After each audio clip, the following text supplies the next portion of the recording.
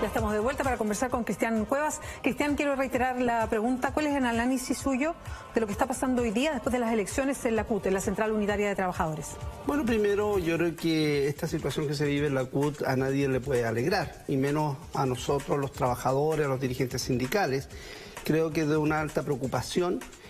Al país no le hace bien esta situación, pero sobre todo, ya lo decía, a los trabajadores y trabajadoras. Necesitamos de organizaciones robustas, de interlocutores que efectivamente estén prestigiados y sobre todo en un país tan desigual, donde la voz de los trabajadores requiere ser escuchado, sobre todo donde tenemos 600.000 cesantes, más de 600.000 cesantes, tenemos una serie de situaciones de trabajadores en huelga con dificultades, y claro que esta señal es una señal negativa, pero que habla, cierto, que lamentablemente esta descomposición que vive nuestro país, la propia expresión del malestar también ha permeado al movimiento sindical. ¿Por qué?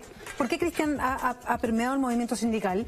¿Y qué es lo que pasa a nivel cupular? Que hay este desencuentro tan grande entre un sector que puede liderar Bárbara Figueroa y otro de un dirigente histórico y podríamos decir como casi permanente de la CUT en los últimos años, como Arturo Martínez.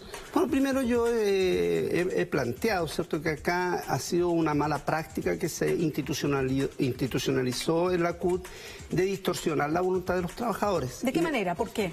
Primero porque efectivamente se aumenta y se distorsiona finalmente lo que son los padrones electorales. Ha habido un proceso de fraude institucionalizado, ya lo decía, que necesitamos corregir. Y Espérame, Cristian, antes de avanzar en eso, solo para que todo lo tengamos claro. El proceso de elección del presidente de la CUT y de la mesa directiva, si queremos decirlo así, no es un proceso de elección directa. No es que toda la gente que esté sindicalizada y que su sindicato esté adscrito a la CUT emite una elección directa por el presidente. Es una elección que se llama indirecta. ¿Cómo es este proceso de elección? Bueno, un proceso que se hace en forma indirecta a través, ¿cierto?, de los sindicatos y federaciones, sus representantes, en este caso, ¿cierto?, los dirigentes sindicales. Los presidentes. Claro, las directivas. Ya. Y que esa obviamente obedece a un padrón electoral que tiene una nómina de socios y esa nómina de socios, la verdad que nunca es tan representativa de la realidad del sindicato. Entonces, ¿Qué quiere decir eso, que no sea representativo? O sea, sindicatos que en la realidad tienen 200 socios aparecen en este proceso electoral con 1000 socios, y esa es una cuestión que la verdad distorsiona esa voluntad y obviamente pone en cuestión la transparencia del proceso electoral. ¿Esto ha pasado siempre? La verdad que esto ha pasado por lo menos en estos 20 años casi de democracia, porque fue una práctica que se fue institucionalizando, fue una práctica, una mala práctica en lo que es el ejercicio de la democracia sindical, y lo que nos obliga hoy día, ¿cierto?, a corregir a partir de lo que es la transparencia y sobre todo de la voluntad de poder desarrollar procesos de elección universal en función de un trabajador, un voto, y que también la CUT y el movimiento sindical necesita, ¿cierto?, un ejercicio de refundación, es decir, que creemos que hoy día los que actualmente dirigen y en la forma y en el fondo como se hizo hoy día no dan garantías, no están legitimados, no están prestigiados y ponen en cuestión, ¿cierto?, la representación de la principal organización de trabajadores del país. Cristian, yo sé que usted no estuvo directamente involucrado en la elección, pero aquí hay acusaciones mutuas de falsedad de los votos, de que no se hizo bien, que hubo fraude, en fin, que están las acusaciones sobre Arturo Martínez acusa de vuelta, hay una mesa transitoria. ¿A quién se le puede escuchar? ¿Quién tiene razón, a juicio de usted, en esto? Yo creo que primero aquí hay responsabilidades políticas de la conducción sindical. Uno, cuando tiene la responsabilidad de dirigir un movimiento social y particularmente esta organización principal, quienes son los responsables son los que conducen.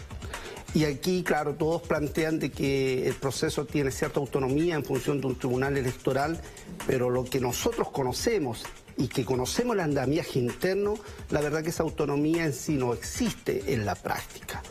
Y aquí hay actores que desde el punto de vista han dañado el movimiento sindical, sin duda Arturo Martínez, Guillermo Salinas, que son los que finalmente institucionalizaron esta mala práctica.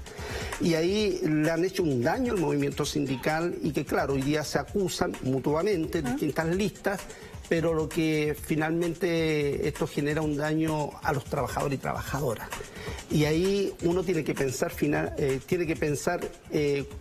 cuál es el lugar que le corresponde en la conducción sindical y cómo podemos salir de esta situación de crisis. Y esta crisis, la verdad, nos obliga a hacer una profunda reflexión.